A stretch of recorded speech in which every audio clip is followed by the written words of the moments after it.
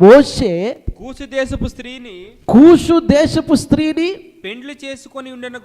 పెండ్లి చేసుకొని ఉండెను గనుక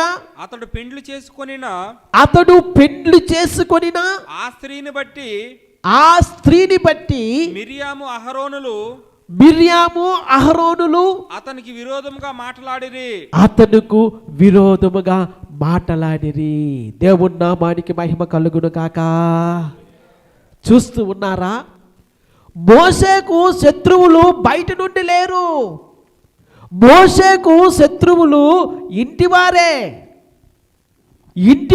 ఆయన మీద విరోధం చూపిన సందర్భము అక్కడ మనకు కనబడతా ఉంది. ఆయనకు విరోధముగా మాటలాడసాగిరని దేవుని వాక్యములో మనము చూస్తూ ఉన్నాము. ఒక యోసేపు కావచ్చు, ఒక మోషే కావచ్చు, లేదా యేసుక్రీస్తు ప్రభువారు కావచ్చు. ప్రియులారా, వారి జీవితాల్లో చూసినట్లయితే వారి సొంత